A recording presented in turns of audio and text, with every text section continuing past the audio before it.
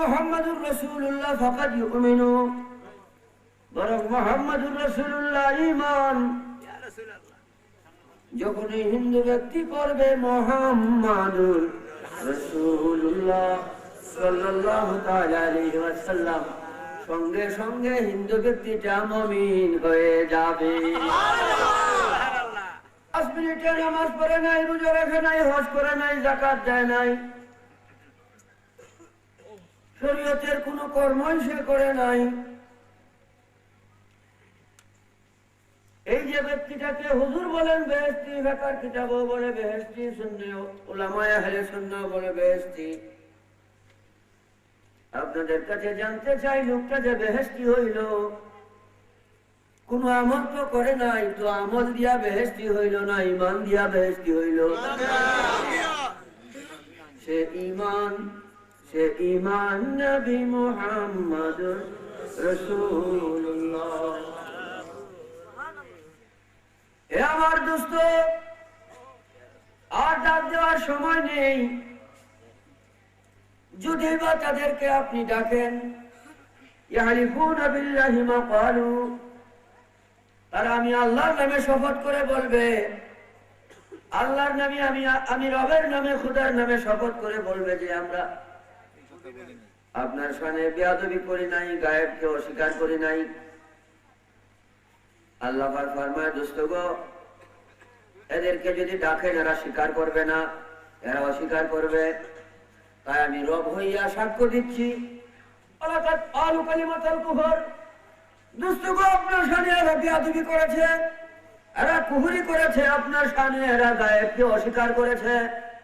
লাকাদ ক্বালু কালিমাতাল কুফর, আমি রব হয়ে সাক্ষ্য দিচ্ছি, নিশ্চয় নিশ্চয় নবী গো, এরা আপনার গায়েবকে অস্বীকার করে কুফরি করেছে। কোরআনের দ্বারা প্রমাণ, নবীজির দুশমনি করলে স্বয়ং আল্লাহ সাক্ষী হয়ে যায়। আউযু বিল্লাহি মিনাশ শাইতানির রাজীম। বিসমিল্লাহির রাহমানির রাহিম। يا أيها الذين آمنوا استجيبوا لله وللرسول إذا دعاكم استجيبوا لله وللرسول إذا دعاكم لما يحييكم.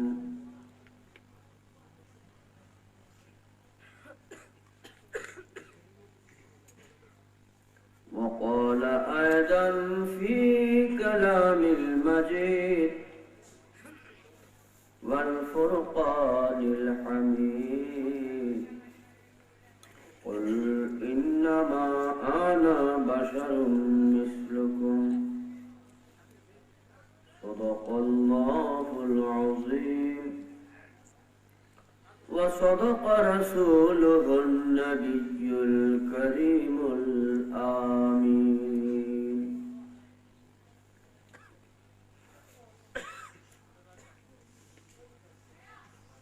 সকলেই প্রাণ ভরে প্রাঞ্জল সুরে ফখরুল আলামিন নবিউল আম্বিয়া মুহাম্মদ মুস্তাফা আহমদ মুজতবা সাল্লাল্লাহু তাআলা আলাইহি ওয়া আলিহি ওয়া তাসলিমের উপর মহব্বতের সঙ্গে কয়েক মর্তবা দরুদ শরীফ পড়ুন। আমরা তো এখন দরুদ পড়ব সেই নবীজির উপরে যার উপরে স্বয়ং আল্লাহ ফেরেশতাদেরকে নিয়ে দরুদ পড়তেছে, পড়তে থাকবেন।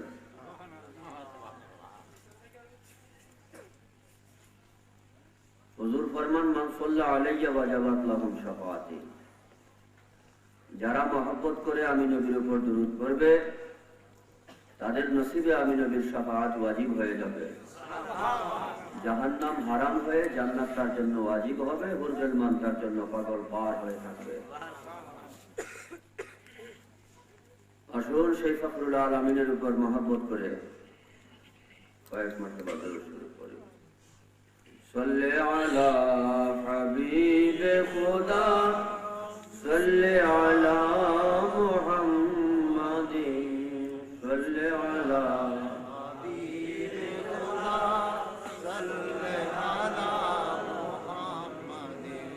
صل على حبيب خدا صل على محمد صل على حبيب خدا صل على محمد मनोबशे फुटलो फूल तुलना बिहीन जहारो तुलो काया छाया बिहीन सल्ले अला हबीब खुदा सल्ले अला मुहम्मद सल्ले अला हबीब खुदा सल्ले अला हबीब खुदा सल्ले अला मुहम्मद सल्ले अला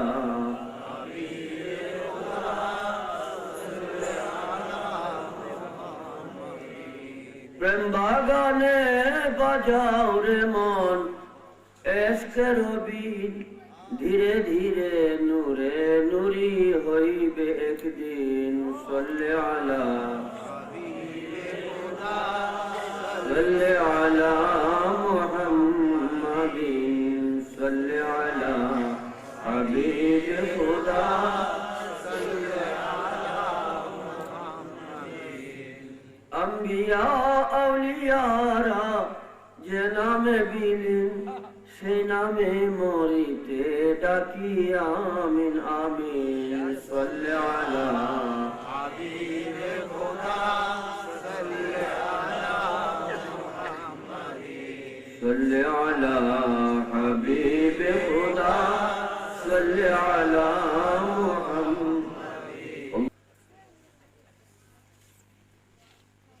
शामेशपुर जनाब मोहम्मद सूफी बाबुल रिजवी भाई साहेबेर माध्यमे तत्संलग्न अत्र अंचलेर आशिकीन जाकिरीन मुहिब्बीन मुरिदिनेर समन्वये आयोजित रहमतपूर्ण बरकतपूर्ण नाजातपूर्ण सुन्नी महासमावेशेर सम्मानित सभापति साहेब उपस्थित काबिल एहतराम मुअज़्ज़ज़ उलमाए कराम सम्मानित मोहतरम मुरब्बियान कराम युवक आशिकान मुस्तफा वर्तनशील माँ बोन अस्सलामु अलैकुम व रहमतुल्लाह। आपनारा सन्ध्या থেকে मुहक्किक उलामाए कराम থেকে তাহকিকপূর্ণ আলোচনা শুনে আসছেন। আমি আপনাদের খেদমতে একটা আয়াতে কারিমা তেলাওয়াত করেছি। এই মর্মে মুখতাসার দুটি কথা রাখবো, আপনারা মেহেরবানি করে আল্লাহ রাসূলের মহব্বতে মনোযোগ দিবেন। মনোযোগ কোনো আলেমের জন্য না, আল্লাহ রাসূলের জন্য। আল্লাহ রাসূল ফরমান, যখন আল্লাহ আল্লাহর হাবিবের আলোচনা করা হবে, কোরআনের আলোচনা করা হবে, ওই সময় যারা মনোযোগী হবে আল্লাহ পাক ফরমান লাআল্লাকুম তুরহামুন, তখন তাদের উপর মুসলধারে রহমতে কামেলা আমি বর্ষণ করি, মনোযোগী হওয়ার কারণে। এই মনোযোগটা পরপরের আমলনামায় আপনি আমি দেখব। এই মনোযোগের খাতিরে, এই মনোযোগের বরকতে কি উপকার হইল। হাসরের দিন যখন সবাই একত্রিত হইব, এই মজলিসে বসা, বেহেশতের বাগানে বসার যে ফজিলত, যে উপকারিতা, এটা সেই দিন দেখব। কাজেই এই সুন্নি সমাবেশের সামিয়ানার নিচে বসার যে ফজিলত, এদিকে আমি যাব না। সংক্ষেপে এটুকুই বলছি, আপনি আমার এই অংশগ্রহণটা বৃথা যাবে না। এটা রবের দরবারে ভিডিও হচ্ছে, যে যতটুকু মনোযোগ দিব শুধু আল্লাহ রাসূলের জন্যই দিব, আর সেই মনোযোগটা রবের দরবারে উপস্থাপিত হচ্ছে। আসুন আমি আয়াতে কারিমার উপর আলোচনার আগে আমার নিত্যদিনের অভ্যাস অনুযায়ী ইমানের উপর দুটি কথা বলবো। ইমানি আলোচনার পরে আয়াতের দিকে চলে যাচ্ছি। মনে মনে বলবেন যে রেজভী সাহেব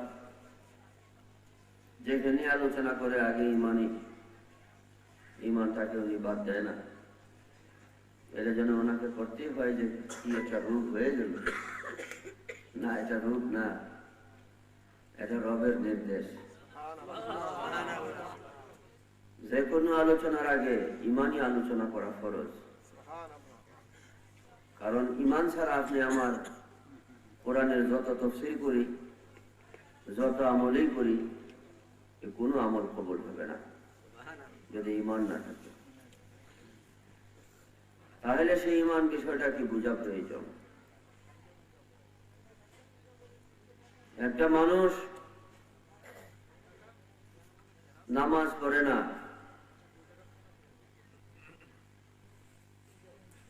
সে কাফের না। রোজা রাখে না, কাফের না। হজ যাকাত আদায় করে না, সে কাফের না। কিন্তু যদি সেই মানুষটা নবীজির শানে বেয়াদবি করে তাহলে কাফের। ফরজ ধর্মের বেনা উসুল 5টা, এই 5টা ফরজিয়তের মধ্যে 4টাই সে করে না। নামাজ, রোজা, হজ, যাকাত এই 4টাই করে না।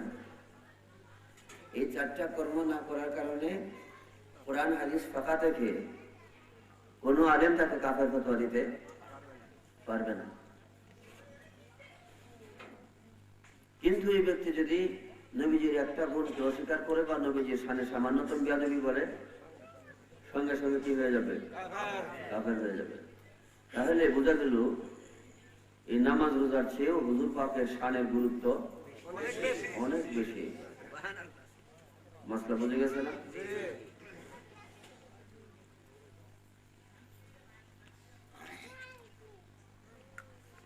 নামাজ রোজা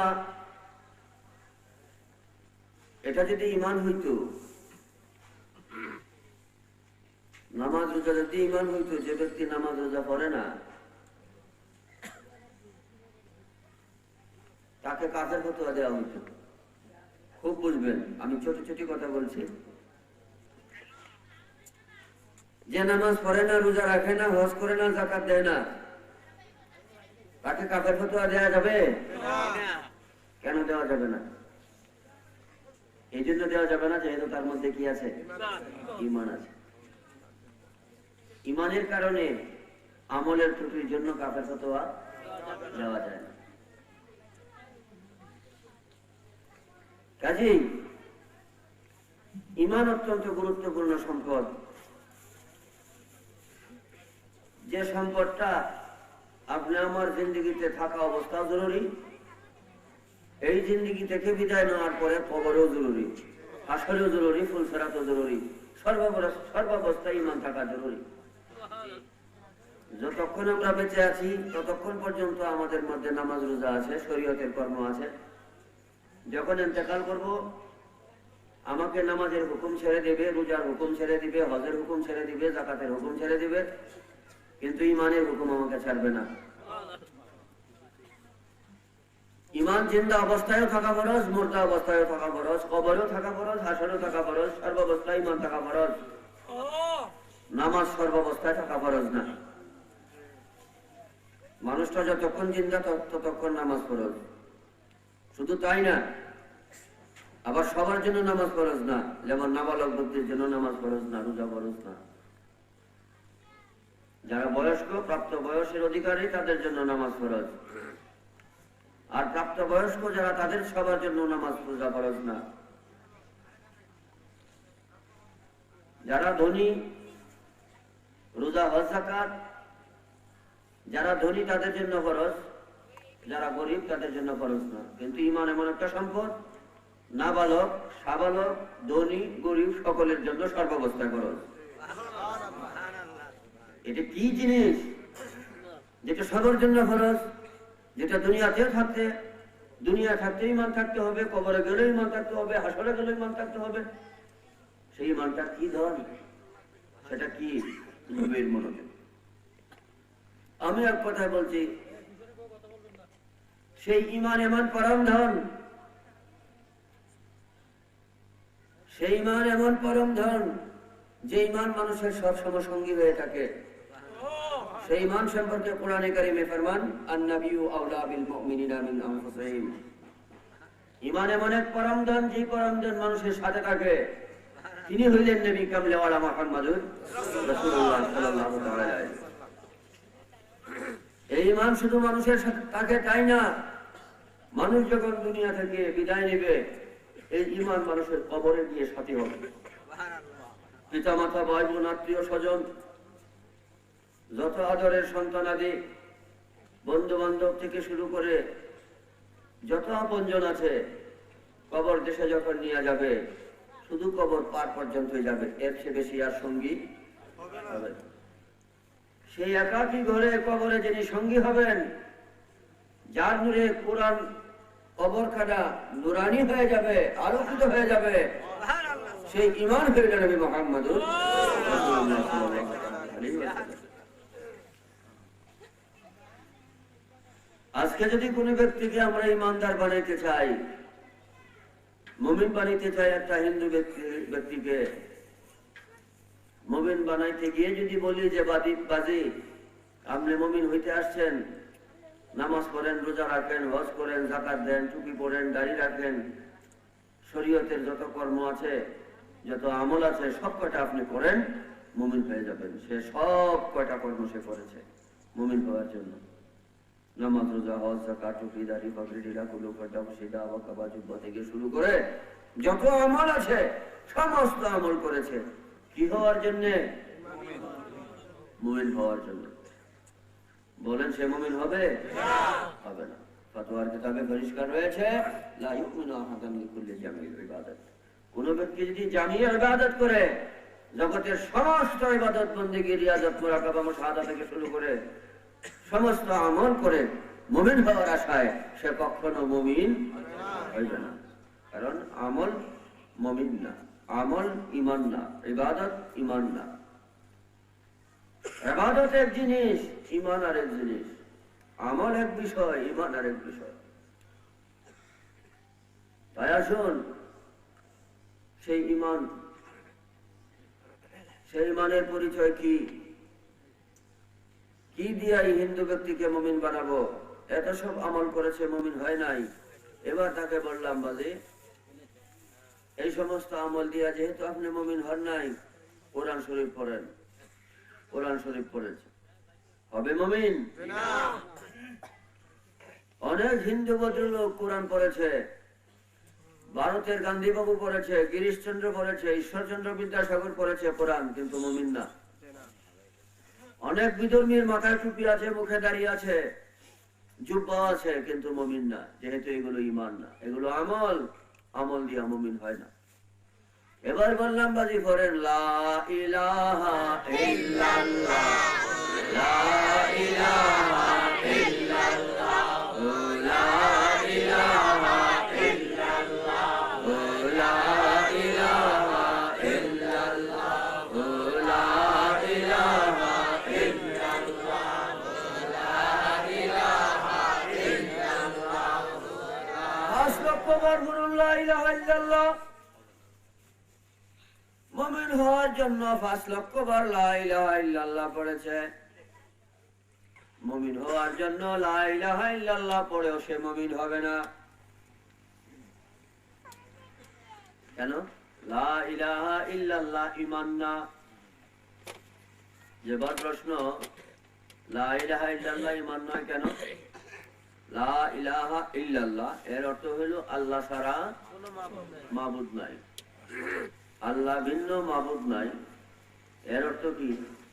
মাবুদ 11 জন, আল্লাহ ছাড়া মাবুদ নাই, এর অর্থই হলো মাবুদ এক। সোজা কথা লা ইলাহা ইল্লাল্লাহর অর্থ হলো আল্লাহ মানা।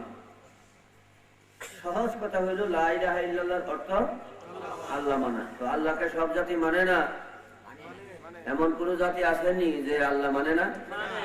সকল জাতি আল্লাহ মানে। আমরা মুসলমান, তাই আরবিতে বলি লা ইলাহা ইল্লাল্লাহ, সংক্ষেপে বলি আল্লাহ। বিধর্মীরাও কেহ ঈশ্বর বলে, কেহ গড বলে, কেহ ভগবান বলে। এরকম প্রত্যেক জাতি তাদের নিজ নিজ ভাষায় আল্লাহকে স্বীকার করে, করেনি? সকল জাতি আল্লাহ মানে। আল্লাহ মানে না এমন কোন জাতি নাই। আল্লাহ ইলাহা ইল্লাল্লাহর অর্থ হলো আল্লাহ মানা। তো আল্লামা স্বামী ফরমান, হে দুনিয়ার মানুষ, আল্লাহ মানলে যদি মুমিন হয় তো দুনিয়ার সবাই কি হয়ে যাবে? মুমিন হয়ে যাবে। সবাই মুমিন হয়ে যাবে। আর যদি সবাই মুমিন হয়ে যায়, যেহেতু সবাই আল্লাহ মানে, এমন কোন জাতি নাই যে আল্লাহ মানে না। আর আল্লাহ মানলে যদি মুমিন হয়ে যায়, তাহলে এই জগতে আর কোনো বিধর্মী থাকবে না। সবাই কি হয়ে গেল? মুমিন হয়ে গেল। এখন যদি সবাই মুমিন হয়ে যায় তো তার ফলাফল কি হবে? হুজুর বলেন আল মুমিনু ইয়াদখুলুল জান্নাহ, যে মুমিন সে বেহেশতি। মুমিন বলতে কি? বেহেশতি। তাইলে এখন হিন্দু বেহেশতি, বৌদ্ধ বেহেশতি, নাসারা বেহেশতি, মাজুসি বেহেশতি, মুসলমানও বেহেশতি, সবাই বেহেশতি। তো আল্লাহর দুজক কি হইল? বেকার হইল কিনা? খালি হয়ে গেল কিনা? দুজকে তো আর কেউ যাবে না। ফুলসারাত বেকার হয়ে গেল, মিজান বেকার হয়ে গেল। তো আল্লাহ যে প্ল্যান করেছেন, স্ট্রাকচার তৈরি করেছেন, এই যে হাকাম তৈরি করেছেন, আল্লাহর হাকামে কি ভুল আছে? তো যদি আল্লাহ মানলেই মুমিন হয়ে যায় আর বেহেশতি হয়ে যায়, তাহলে বোঝা যাবে যে আল্লাহর এই বিধানের মধ্যে কি হয়? কি আছে? ভুল আছে। নাউযুবিল্লাহ মিন যালিক। আল্লাহ তো কখনো ভুল করতে পারে না। আল্লাহ মানলে যদি মুমিন হয় তো মুমিন মাত্রই বেহেশতি, সবাই বেহেশতি হয়ে যাবে, দুজক খালি হয়ে যাবে। যদি আল্লাহ ঈমান না, ومن قال محمد رسول الله فقد يؤمن, বরং মুহাম্মদুর রাসূলুল্লাহ ঈমান। যখন এই হিন্দু ব্যক্তি করবে মুহাম্মাদুর রাসূলুল্লাহ সাল্লাল্লাহু তাআলা আলাইহি ওয়াসাল্লাম, সঙ্গে সঙ্গে হিন্দু ব্যক্তিটা মুমিন হয়ে যাবে। ওই ব্যক্তিকে বললাম, বাজি আপনি মুহাম্মদুর রাসূলুল্লাহ পড়েন, লা ইলাহা ইল্লাল্লাহ পড়েন, লা ইলাহা ইল্লাল্লাহ মুহাম্মাদুর রাসূলুল্লাহ। আল্লামা স্বামী ফরমান, মান ক্বালা মুহাম্মাদুর রাসূলুল্লাহ ফাকাদ ইউমিন, যখনই সে মুহাম্মদুর রাসূলুল্লাহ পড়েছে মুমিন হয়ে গেছে। ধরে নেন এখন বাজে রাতের 9টা, 9টায় সে মুহাম্মদুর রাসূলুল্লাহ পড়ে মুমিন হয়েছে। 9টায় মুমিন হইয়া 9টা 5 মিনিটে ইন্তেকাল করেছে। মুমিনের জিন্দেগি হইল 5 মিনিট। 9টায় মুমিন হইয়া 9টা 5-এ ইন্তেকাল করায় ফুকাহায়ে কেরামগণ বলেন, দুফিনা লাহু মিন কুবুরিল মুসলিমিন। এই দুনিয়ার মানুষ, এই যে ব্যক্তিটা 9টায় মুমিন হয়েছে, 9টায় মুমিন হইয়া 9টা 5-এ ইন্তেকাল করেছে, এখন তাকে হিন্দুদের শ্মশানে পুরাইও না, জ্বালাইও না। কেন? 9টায় মুমিন হইয়া 9টা 5-এ ইন্তেকাল যদিও সে করেছে, ঈমানের বরকতে ব্যক্তিটা বেহেশতি হয়ে গেছে। দুফিনা লাহু মিন কুবুরিল মুসলিমিন, তাকে হিন্দুদের শ্মশানে জ্বালাইও না, পুরাইও না, বরং ইমানদারের গুরুস্থানে তাকে দাফন করো, যেহেতু এখন সে বেহেশতি। কিসের বরকতে? ঈমানের বরকতে সে এখন বেহেশতি হয়ে গেছে। হুজুর বাবু ফরমান, আল মুমিনু ইয়াদখুলুল জান্নাহ, যে মুমিন হয়েছে সে বেহেশতে প্রবেশ করেছে। হুজুর বাবু বলেন মুমিন মাত্রই বেহেশতি। ফতোয়ার কিতাবের মধ্যেও লিখে মুমিন মাত্র বেহেশতি। আপনার বলছেন লোকটা ঈমান গ্রহণ করার কারণে বেহেশতি। জিজ্ঞাসা হইল, এই যে লোকটা বেহেশতি হয়েছে,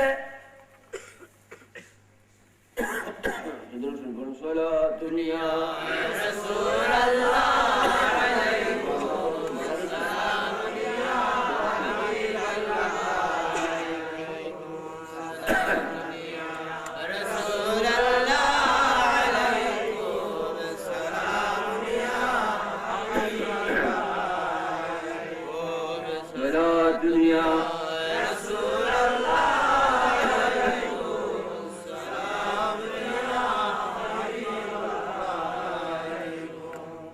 সালাতুন ইয়া রাসূলুল্লাহ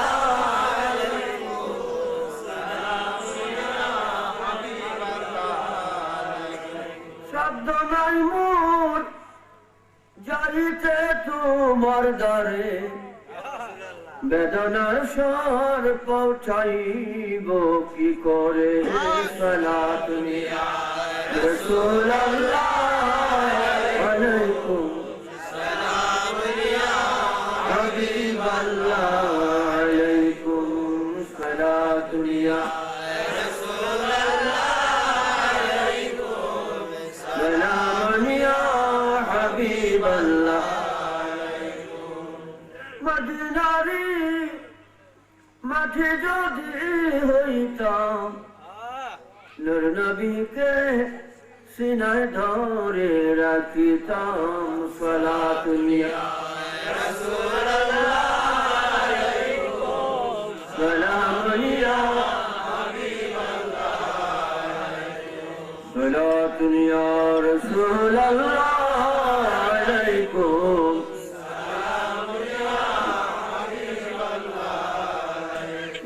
মুমিন হইয়া 9টা পাশে ইন্তেকাল করেছে।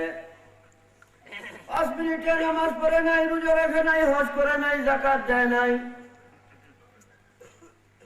শরীয়তের কোনো কর্মই সে করে নাই। এই যে ব্যক্তিটাকে হুজুর বলেন বেহেশতি, ফিকহের কিতাবও বলে বেহেশতি, সুন্নি উলামায়ে আহলে সুন্নাহ বলে বেহেশতি। আপনাদের কাছে জানতে চাই, লোকটা যে বেহেশতি হইল, কোন আমল তো করে নাই, তো আমল দিয়া বেহেশতি হইল না ঈমান দিয়া বেহেশতি হইল? সে ঈমান নবী মুহাম্মদ রাসূলুল্লাহ। যে নামের খাতিরে এই হিন্দু ব্যক্তির 80-90 বছরের তুলসী পূজা, মূর্তি পূজা, পাথর পূজা থেকে শুরু করে যত বড় বড় কুফরিয়াত শিরকিয়াত রয়েছে, সকল প্রকারের গুনাহ থেকে পাক পবিত্র হইয়া মুহূর্তের মধ্যে যে নামের বরকতে বেহেশতি হয়ে গেছে, সেই নাম ঈমান, আর সে ঈমান মুহাম্মাদুর রাসূলুল্লাহ। আমরা এই মুখতাসার আলোচনার দ্বারা বুঝতে পেরেছি নবী মানার নাম ঈমান। ঈমান, নবী মানলে মুমিন হয়। এখন বলবো যে না, শুধু নবী মানলেই মুমিন হয় না, আরেকটা বলবো আছে,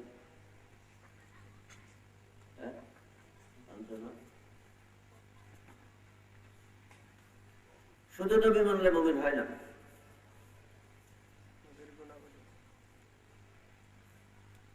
নবীজিকে কাদিয়ানীরা মানে, তারা আযানে ইকামতে লা ইলাহা ইল্লাল্লাহর পর মুহাম্মদ রাসূলুল্লাহ বলে। কাদিয়ানীদেরকে আমরা দেখছেননি? বাংলাদেশে আছে, অনেক অঞ্চলে আছে কাদিয়ানী সম্প্রদায়, তাদের মাথায় টুপি আছে, নবীজির সুন্নাত পালন করে না, মুখে দাঁড়িয়ে আছে, সুন্নাত পালন করে না। এখানে একটা মাসলা বোঝা দরকার, সুন্নাত আর সুন্নি এক জিনিস না। সুন্নাত টুপি পরা, পাগড়ি পরা, এগুলো সুন্নাত, দাড়ি রাখা সুন্নাত, ফজরের সময় 2 রাকাত নামাজ পড়া সুন্নাত, এগুলো হলো আমল। আর সুন্নি হলো আকীদা। সুন্নি কি? আকীদা। আর এই সুন্নাত দিয়া মুমিন হয় না। মুনাফিকের মধ্যে অনেক সুন্নাত ছিল, মুনাফিকের মধ্যে সুন্নাত ছিল কিনা? যারা হযরত ইমাম হুসাইন রাদিয়াল্লাহু তাআলা আনহুকে শহীদ করেছিলেন, ছিল। ইমাম হুসাইন রাদিয়াল্লাহু তাআলা আনহুকে যারা শহীদ করেছিল, তাদের মধ্যে সুন্নাত ছিল না? তো সুন্নাত এক জিনিস আর সুন্নি আরেক জিনিস। সুন্নি হলো আকীদা, যারা নবী মানে তাদেরকে বলা হয় সুন্নি। নবীজিকে যারা প্রাণের চেয়েও ভালোবাসে তাদেরকে বলা হয় সুন্নি। সুন্নি সুন্নাত দিয়া হয় না, সুন্নি হয় নবীজিকে ভালোবাসার মাধ্যমে। ভাইও, যে বিষয়টা আমি বলতে চেয়েছিলাম, কাদিয়ানীদের মধ্যে নামাজ, রোজা, টুপিদারি সব আছে। এই আমলগুলো আছে যে আমলগুলো নবীজি শিক্ষা দিয়েছেন। হুজুর বলছেন বুইস্তু মুআল্লিমান, আমি তোমাদেরকে শিক্ষা দেওয়ার জন্য এসেছি। নামাজ, রোজা, হজ, যাকাত, ফিতরি সব নবীজি শিক্ষা দিয়েছেন। হুজুর পাক বললেন, সল্লু কামা রাআইতুমুনি উসাল্লিয়া, ওইভাবে তোমরা বন্দেগী করো যেভাবে আমি নবীকে দেখছো। নবীজি যা শিক্ষা দিয়েছেন এই সমস্ত শিক্ষণীয় বিষয়গুলো কাদিয়ানীরা পালন করে। উপরন্ত নবীজির নাম নেয় লা ইলাহা ইল্লাল্লাহ, আল্লাহ নামের পরে মুহাম্মদুর রাসূলুল্লাহ তারা পড়ে। তাইলে নবী মানেনি, এরপরেও কাফের, এরপরেও ওরা কাফের। জবরিয়ারা নবী মানে, তাদের মাথায় টুপি আছে, মুখে দাড়ি আছে, তারাও নামাজ পড়ে, মেসওয়াকও করে। ভাইও, আপনারা মেসওয়াক করবেন, এই মর্মে আমি অচিরেই বই লিখতেছি। বর্তমানে ব্রাশ আমরা ব্যবহার করি, নবীজি ব্যবহার করেছেন মেসওয়াক। এই মেসওয়াকের মধ্যে 148টা উপকারিতা আছে, যে কটা উপকারিতা ব্রাশের মধ্যে নেই। মেসওয়াক ব্যবহার করা এটা সুন্নত, মূলত ব্রাশের দ্বারাই সুন্নতকে দাপন করা হচ্ছে। ব্রাশের মধ্যে সন্দেহ আছে, আপনি বলতে পারবেন না এটা কিসের তৈরি। এটা কি হালাল প্রাণীর হাড়ের দ্বারা তৈরি না হারাম প্রাণীর হাড়ের দ্বারা তৈরি, আপনি বলতে পারবেন না।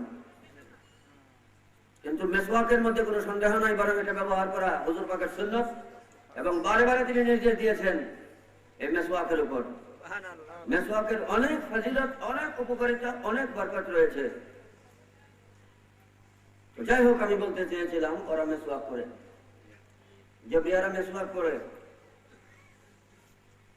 তাদের মধ্যে হুজুর পাকের অনেক সুন্নত আছে, সেই সাথে কালিমাতো তারা পড়েও, ওয়াজিফাও করে, মুরাকাবাও তাদের মধ্যে আছে। লা ইলাহা ইল্লাল্লাহর পর মুহাম্মদুর রাসূলুল্লাহ পড়ে, আত্তাহিয়াতুর পরে আত্তাহিয়াতুর মধ্যে নবীজিকে নামাজের মধ্যে কি দেয়? সালামও দেয়। নবী মানেনি, এরপরেও কাফের। কাদিয়ানীরা যদিও এত সব দিক থেকে নবীজিকে মানে, কিন্তু নবীজির খাতামুন নবী মানে না, হুজুর পাক যে শেষ নবী এই গুণটা মানে না, এই জন্য এরা কাফের।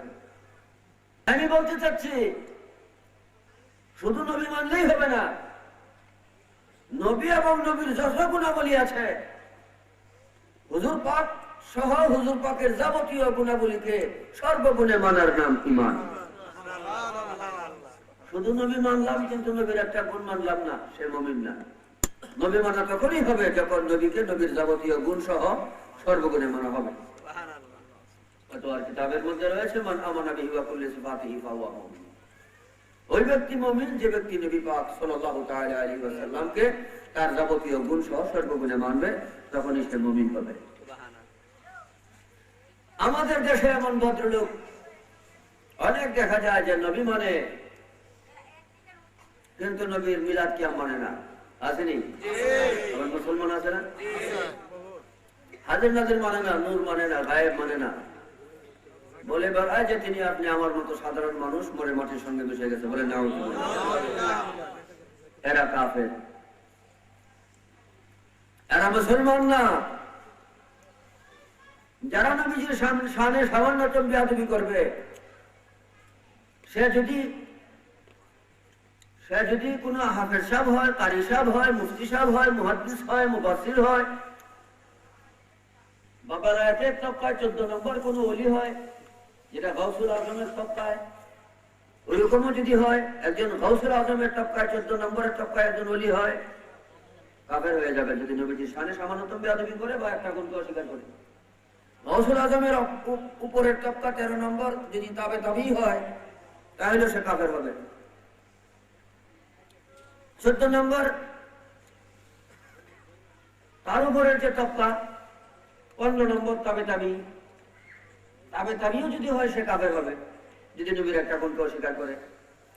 16 নম্বর তবকা যদি তাবি হয়, তাবি হয়ে যদি নবীজির একটা গুণকে অস্বীকার করে, তারপরে সে কাফের হবে।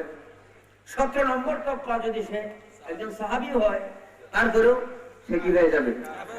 কাফের হয়ে যাবে, যদি নবীজির শানে বেয়াদবি করে বা অসংখ্য গুণ থেকে একটা গুণকে অস্বীকার করে। প্রমাণ আল্লাহর কোরআন। এক ব্যক্তি নবীজির কাছে হাজির হয়ে বলল, ইয়া রাসূলুল্লাহ, আমার একটা উটনি হারিয়ে গেছে। নবীজি বলছেন, তোমার উটনিটা অমুক পাহাড়ের কাছে, কয়েস পাহাড়ের কাছে একটা ঝুপড়ি আছে। এই ঝুপড়ির জঙ্গলের মধ্যে, এই ঝুপড়ির মধ্যে একটা বৃক্ষ আছে। এই বৃক্ষের মধ্যে তোমার উটনিটা আটকে পড়েছে। ওখানে গেলেই তোমার উটনি পেয়ে যাবে। নবীজির কথা অনুযায়ী লোকটা সেই পাহাড়ের দিকে যাইতেছে। যে পাহাড়ের দিকে রওনা করেছে, ঠিক এই রাস্তা দিয়ে 15-20 জনের কাফেলা বিশিষ্ট একদল সাহাবী নবীজির কাছে এই রাস্তা দিয়ে আসতেছে। তাদের সাথে ক্রস হয়েছে। যে উটনির সন্ধানে যাচ্ছে তার সাথে 15-20 জন সাহাবীর সাক্ষাৎ হয়েছে।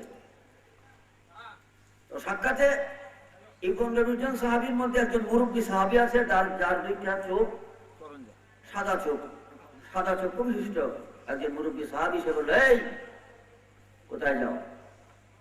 তখন বললো যে আমার উটনিটা হারিয়ে গেছে। নবীজি বলছেন, আমার উটনিটা অমুক জঙ্গলে পাহাড়ের পাদদেশে একটা গাছের মধ্যে আটকে পড়েছে, ওখান থেকে উদ্ধার করতে যাই, আনতে যাই। এই মুরব্বী সাহাবী বলল, একটা পাহাড় এত দূরে, সেই পাহাড় কত দূরে, আর সেই মদিনা নবীজি কত দূরে। এত দূরের খবর নবীজি কি করে জানবে? এটা তো গায়েবী খবর। এই এত দূরের গায়েবী খবর সম্পর্কে নবী কি করে জানবে? আপনারা বলেন, এই কথার দ্বারা নবীজির গায়েব স্বীকার করা হইল না অস্বীকার করা হইল? যাই হোক, বাধা সে মানে নাই। নবীজি যে জায়গার কথা বলছেন ওখানে পৌঁছে গেছে। ঠিক হুজুর পাক যেভাবে বলছেন সেই জায়গায় সেইভাবেই উটনি পাওয়া গেছে। এদিকে হুজুর পাকের কাছে সংবাদ আসছে, ইয়া রাসূলুল্লাহ, অমুক ব্যক্তি আপনার গায়েব সম্পর্কে এই মন্তব্য করেছে। নবীজি এই ব্যক্তিটাকে ডাক দিয়ে একটু নসিহত করবেন বলে প্রস্তুতি নিলেন। তিনি মনে মনে ভাবলেন, এত বোঝে না, তাকে আমি একটু বুঝাই যে বেটা শুধু নবী মানলেই হয় না। নবী তখনই মানা হয় যখন নবীর যাবতীয় গুণ সহ সর্বগুণে মানা হয়, সর্বগুণে গ্রহণ করা হয়, তখনই নবী মানা হয়। আর বেটা নবী শব্দের অর্থই হলো গায়েবের খবর দেখা। যিনি অদৃশ্য জগতের সংবাদ দিতে পারেন তাকে আরবিতে বলা হয় নবী। তিনি যেহেতু রাহমাতুল লিল আলামিন, কাজেই বিয়াদবিকে তিনি বড় করে নেন নাই। তিনি ভাবলেন সে ভুল করছে, আচ্ছা তাকে আমি একটা নসিহত করে দিই যে বাজে এমনটা যেন আর না হয়। কারণ নবী তখনই মানা হয় যখন তাকে সর্বগুণে গ্রহণ করা হয়। এই বলবেন, এই বলে তাকে উপদেশ দেওয়ার জন্য নবীজি প্রস্তুতি নেওয়া মাত্রই, প্রস্তুতি নিছেন, নেওয়া মাত্রই আল্লাহ পাক জিবরাইল আলাইহিস সালামকে পাঠিয়ে দিয়েছেন হুজুর পাকের সামনে। আয়াতে কারিমা নাযিল করে দিয়েছেন। আল্লাহ পাক ডাক দিয়া বলেন, ইয়াহলিফুনা বিল্লাহ, হে আমার দোস্ত, আর ডাক দেওয়ার সময় নেই। যদি বা তাদেরকে আপনি ডাকেন, ইয়াহলিফুনা বিল্লাহি মা ক্বালু, তারা আমি আল্লাহর নামে শপথ করে বলবে, আল্লাহর নামে আমি রবের নামে, খোদার নামে শপথ করে বলবে যে আমরা আপনার সামনে বেয়াদবি করি নাই, গায়েবকে অস্বীকার করি নাই। আল্লাহ পাক ফরমায়, দোস্তগো, এদেরকে যদি ডাকেন এরা স্বীকার করবে না, এরা অস্বীকার করবে। তাই আমি রব হইয়া সাক্ষ্য দিচ্ছি, আলাকাত আলু কালিমাতুল কুফর, দোস্তগো আপনার সামনে এরা বেয়াদবি করেছে, এরা কুফরি করেছে আপনার সামনে, এরা গায়েবকে অস্বীকার করেছে। লাকাদ আলু কালিমাতুল কুফর, আমি রব হয়ে সাক্ষ্য দিচ্ছি, নিশ্চয় নিশ্চয় নবী গো, এরা আপনার গায়েবকে অস্বীকার করে কুফরি করেছে। কোরআনের দ্বারা প্রমাণ, নবীজির দুশমনী করলে স্বয়ং আল্লাহ সাক্ষী হয়ে যায়। নবীর দুশমনের সাক্ষী স্বয়ং আল্লাহ। তাই আল্লাহ সাক্ষী হওয়ার জন্য দুইটা তাকিদ ইস্তেমাল করেছেন। মানে লাকাদ, লাম একটা তাকিদ, আর আরেকটা তাকিদ। আল্লাহ বলেন, আল্লাহ সাক্ষী দেওয়ার জন্য তো তাকিদ নিশ্চয় নিশ্চয় বলা প্রয়োজন নাই। একে তো আল্লাহ দ্বিতীয়ত হলো দুইটা তাকিদ, দুইটা নিশ্চয়তার শব্দ, একটা হলো লাম আর একটা হলো কাদ। আল্লাহ বলে দোস্ত গো আমি আল্লাহ হয়ে সাক্ষ্য দিচ্ছি, সেই সাথে দুইটা তাকিদ আমি বলছি লাকাদ, নিশ্চয় নিশ্চয় দোস্ত গো এরা আপনার শানে বেয়াদবি করেছে, কুফরিমূলক কথা বলেছে, আপনার গায়েবকে অস্বীকার করেছে, এই বিষয়ে স্বয়ং আল্লাহ আমি সাক্ষী। এবার আল্লাহ পাক ফরমায় দোস্ত আমি সাক্ষী, এবার আমার ফতোয়া, আমি সাক্ষ্য হয়েছি, এবার আমি ফতোয়াও দিচ্ছি। কাফারু বাদা ইসলামিহিম, হে আমার দোস্ত এই যে সাহাবী যে আপনার গায়েবকে অস্বীকার করেছে, সে আগে মুত্তাকি ছিল, পরহেজগার ছিল, নামাজি ছিল, হাজি ছিল, জাকি ছিল, পরহেজগার ছিল, এমনকি আপনার সাহাবী ছিল। যখন আপনার গায়েবকে অস্বীকার করেছে সঙ্গে সঙ্গে এই সাহাবী কাফের হয়ে গেছে। কাফের কে হয়েছে? একজন সাহাবী যদি কাফের হইতে পারে নবীজির শানে বেয়াদবি করে, একটা গুণকে অস্বীকার করে, তো আপনি আমার এলাকার মসজিদের ইমাম সাহেব, মুফতি সাহেব, মুহাদ্দিস সাহেব, বক্তা সাহেব, সে কে? যারা আজকে ওপেন বলে বেড়াচ্ছে নবী হাজির নাজির না, গায়েব জানে না, মরে মাটির সঙ্গে মিশে গেছে, ইয়া রাসূলুল্লাহ বলা বেদাত শিরক, যারা বলবে এরা মুশরিক হয়ে গেছে, এরা কি কাফের কিনা আপনারা বলেন? এদের কুফরের মধ্যে যারা সন্দেহ করবে ওরাও কাফের হবে। ফতোয়ায়ে কাজী গানের মধ্যে পরিষ্কার রয়েছে, এই ইবারতটা আবার ফতোয়ায়ে শামীর মধ্যে এসেছে, মান শাক্কা ফি কুফরিহি ওয়া আযাবিহি ফাকাদ কাফার। এই দুশমনে রাসূল সে যে নবীজির শানে বেয়াদবি করিয়া কাফের হইল, এই কাফেরের যে কবরের মধ্যে আযাব হবে, এই কাফের হওয়ার মধ্যে এবং কবরে আযাব হওয়ার মধ্যে, এই দুইয়ের মধ্যে যে ব্যক্তি সন্দেহ করবে, সন্দেহকারী ব্যক্তিও কাফের। আল্লাহ পাক কোরআনে কারীমে পরিষ্কার ফরমান, লা তুসাল্লি আলা আহাদিন মিনহুম মাতা আবাদা, এই নবীর দুশমন যখন মরবে তাদের জানাজার নামাজ তোমরা পড়বে না, ওয়ালা তাকুম আলা কবরিহি, এবং তাদের কবরের পাশে দাঁড়িয়ে হাত তুলে দোয়া করবে না। বোঝা প্রয়োজন, হিন্দুদের জানাজার নামাজও হয় না, কবরও হয় না। তো আল্লাহ যে বললেন এক শ্রেণীর মানুষের জানাজার নামাজ পড়বে না এবং কবরের পাশে দাঁড়িয়ে দোয়া করবে না, যেহেতু আমি পরিষ্কার জানি, যেহেতু এই বিষয়টা আপনি আমার পরিষ্কার জানা আছে যে হিন্দুদের জানাজার নামাজও নাই, কবরও নাই, তো কবর কার হয়? মুসলমানের। জানাজার নামাজ কার হয়? মুসলমানের। তো চিন্তা করা দরকার যে আল্লাহ কোন মুসলমানের জানাজার নামাজ পড়তে নিষেধ করেছেন, কোন মুসলমানের কবরের পাশে দাঁড়িয়ে দাঁড়িয়ে দোয়া করতে নিষেধ করেছেন, চিন্তা করা দরকার আছে কিনা? এটা কোন মুসলমান? যারা আল্লাহ মানে, নামাজ মানে, কিন্তু নবী মানে না। এরা হলো এই বাতিল মুসলমান 72 ফেরকা, যাদের মাথায় টুপি দাঁড়িয়ে আছে, যেগুলো পর্দা বসিদা আছে, জুব্বা আছে, হাফেজ হয়ে আছে, কারি হয়ে আছে, মুফতি মুহাদ্দিস হয়ে আছে, এত সব যোগ্যতা আছে, কিন্তু নবী কামলেওয়ালা মুহাম্মদ রাসূলুল্লাহ সাল্লাল্লাহু তাআলা আলাইহি ওয়া আলিহি ওয়াসাল্লাম কে সর্বগুণে মানে না। এই মুসলমান আছে কিনা আপনি আমার সমাজে?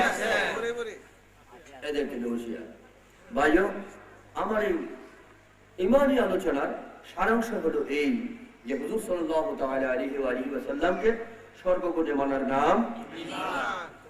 যখন নবীজিকে সর্বগুণে মানা হবে, নবী মানিয়া যখন কোন ব্যক্তি নেক কাজ করবে, নামাজ পড়বে, রোজা রাখবে, শরীয়তের বিধিনিষেধ পালন করবে, আল্লাহ পাক ওই ব্যক্তিকে শুধু মুমিনই বলছে না, বেহেশতি বলছে না। আল্লাহ পাক ফরমান, আল্লাযীনা আমানু ওয়া কানু ইয়াত্তাকুন, যে ব্যক্তি আমার দস্তুকে সর্বগুণে মানিয়া তাকওয়াগিরি করবে, শরীয়তের বিধান পালন করবে, আল্লাহ পাক ফরমায় সে আমার এমন ওলি হয়ে যাবে, লা খাউফুন আলাইহিম ওয়া লা হুম ইয়াহজানুন, সে আমার এমন বন্ধু হবে, এমন ওলি হবে, দুনিয়ায় থাকবে না তার কবরের কোনো ভয়, পরপারে থাকবে না জাহান্নামের কোনো দুশ্চিন্তা। সুবহানাল্লাহ। বলছে না কোরআন বলছে? নবীকে সর্বগুণে মানিয়া নেক কাজ করলে শুধু বেহেশতি হয় না, সে আল্লাহর ওলি হয়ে যায়। ভাইও, তো আমার সারাংশটা হলো এই ঈমানী আলোচনার মূল কথা হলো আমরা যেন নবী মানিয়া, নবীজিকে সর্বগুণে মানিয়া নেক কাজ করতে পারি। নবীজিকে সর্বগুণে মানিয়া যদি আমরা নেক কাজ করি, আল্লাহ শুধু আমাদেরকে বেহেশতই দিবেন না, মুমিন হিসেবে রাখবেন না, বরং আল্লাহ পাক কোরআনে কারীমে ফরমান যে আমি তাকে আমার বন্ধু করে নিব, আমার ওলি বানায় নিব।